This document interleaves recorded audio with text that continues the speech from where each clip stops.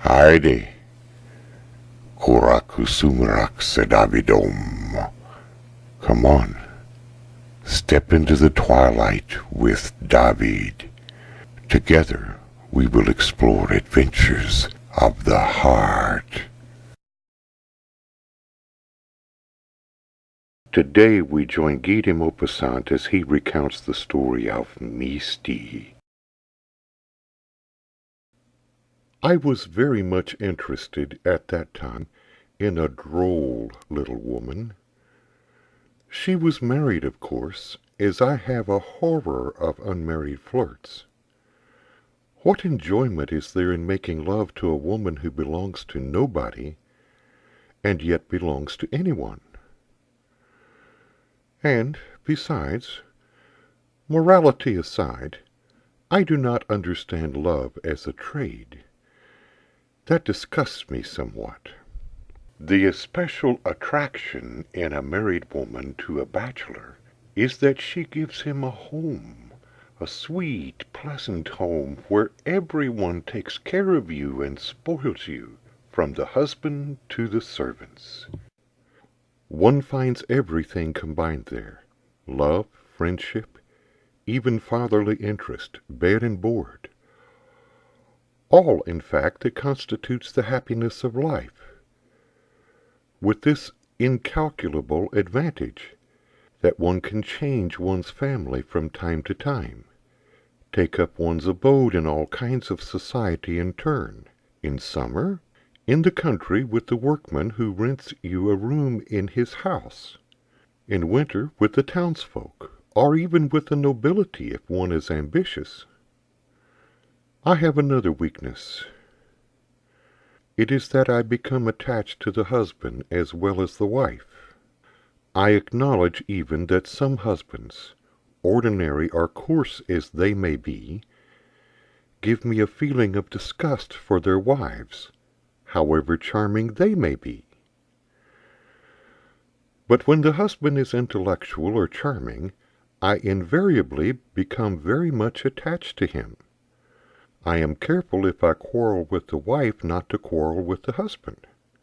In this way I have made some of my best friends, and have also proved in many cases the incontestable superiority of the male over the female in the human species.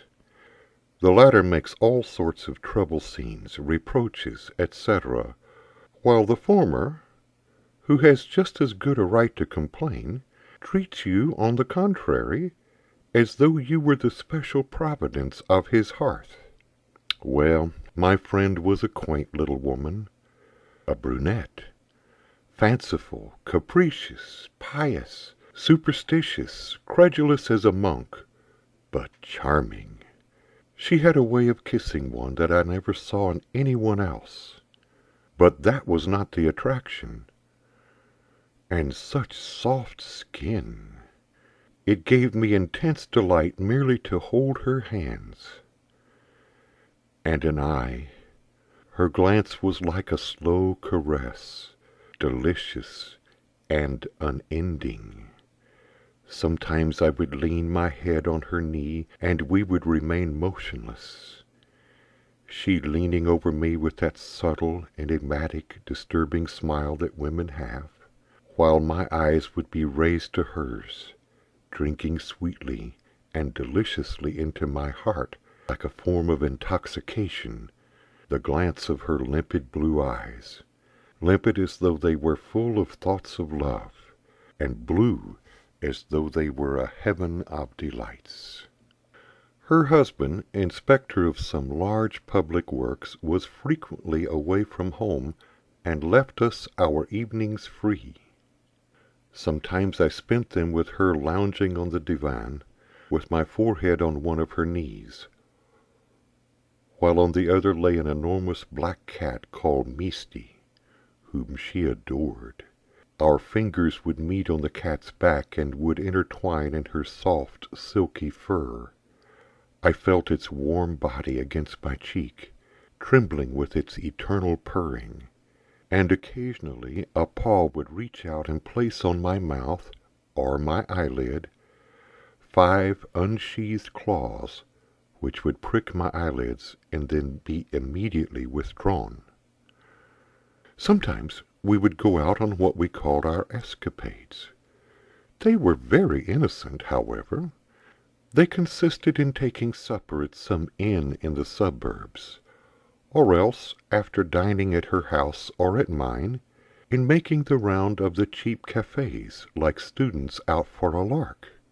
We would go into the common drinking places and take our seats at the end of the smoky den on 2 rickety chairs at an old wooden table. A cloud of pungent smoke, with which blended an odor of fried fish from dinner, filled the room. Men in smocks were talking in loud tones as they drank their petit verre, and the astonished waiter placed before us 2 cherry brandies. She, trembling, charmingly afraid, would raise her double black veil as far as her nose and then take up her glass with the enjoyment that one feels at doing something delightfully naughty.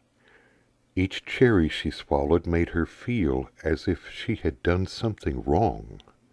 Each swallow of the burning liqueur had on her the effect of a delicate and forbidden enjoyment. Then she would say to me in a low tone, "Let us go," and we would leave, she walking quickly with lowered head between the drinkers who watched her going by with a look of displeasure. And as soon as we got into the street she would give a great sigh of relief, as if we had escaped some terrible danger. Sometimes she would ask me with a shudder, "Suppose they should say something rude to me in those places, what would you do?"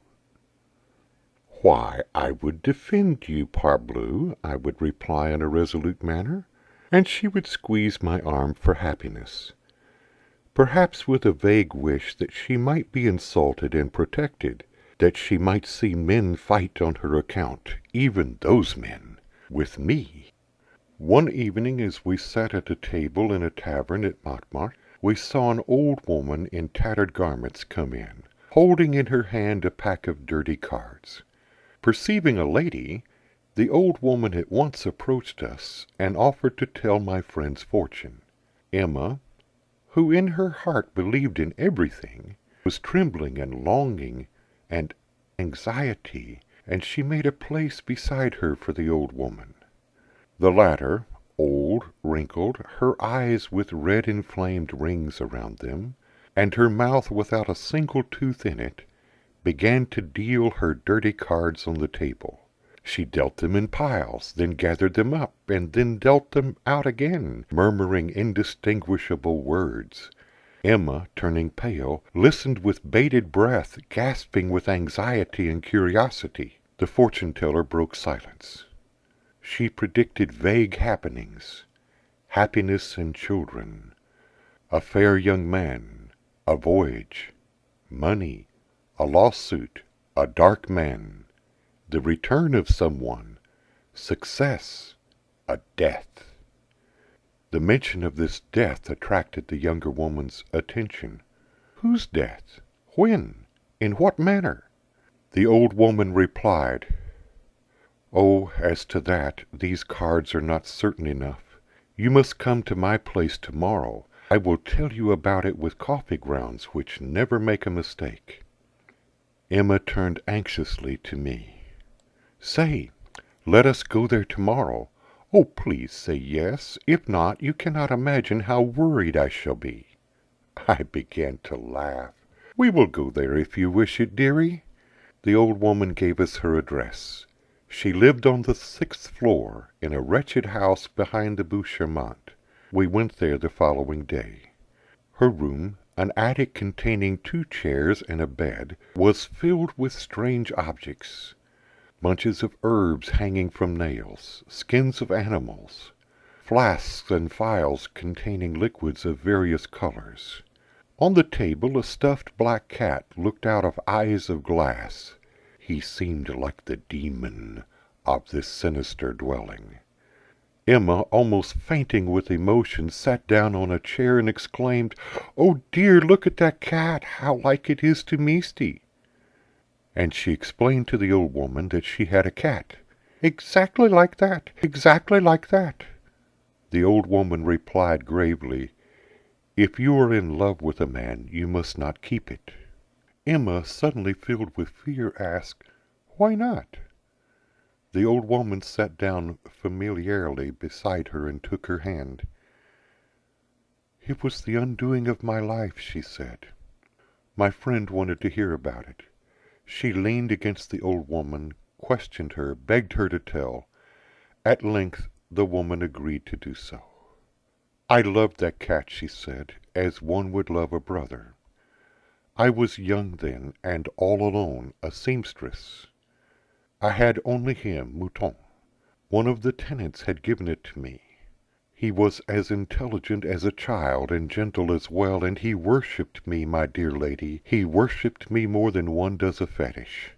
All day long he would sit on my lap purring, and all night long on my pillow. I could feel his heart beating, in fact. Well, I happened to make an acquaintance. A fine young man who was working in a white goods house. That went on for about 3 months on a footing of mere friendship. But you know, one is liable to weaken, as it may happen to anyone, and besides, I had really begun to love him. He was so nice and good. He wanted us to live together for economy's sake. I finally allowed him to come and see me one evening. I had not made up my mind to anything definite, oh no, but I was pleased at the idea that we should spend an hour together. At first he behaved very well, said nice things to me that made my heart go pit-a-pat. And then he kissed me, madame, kissed me as one does when they love. I remained motionless, my eyes closed, in a paroxysm of happiness.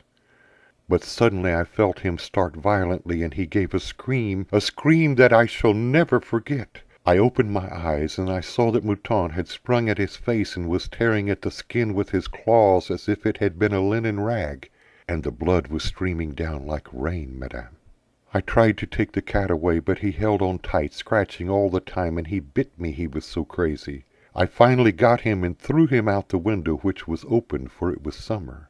When I began to bathe my poor friend's face, I noticed that his eyes were destroyed. Both his eyes. He had to go to the hospital. He died of grief at the end of the year. I wanted to keep him with me and provide for him, but he would not agree to it. One would have supposed that he hated me after the occurrence. As for Mouton, his back was broken by the fall. The janitor picked up his body. I had him stuffed. For in spite of all, I was fond of him. If he acted as he did, it was because he loved me, was it not? The old woman was silent and began to stroke the lifeless animal whose body trembled on its iron framework. Emma, with sorrowful heart, had forgotten about the predicted death. Or at least she did not allude to it again, and she left, giving the woman 5 francs. As her husband was to return the following day, I did not go to the house for several days. When I did go, I was surprised at not seeing Misti. I asked where he was. She blushed and replied, I gave him away. I was uneasy. I was astonished. Uneasy? Uneasy about what? She gave me a long kiss and said in a low tone, I was uneasy about your eyes, my dear.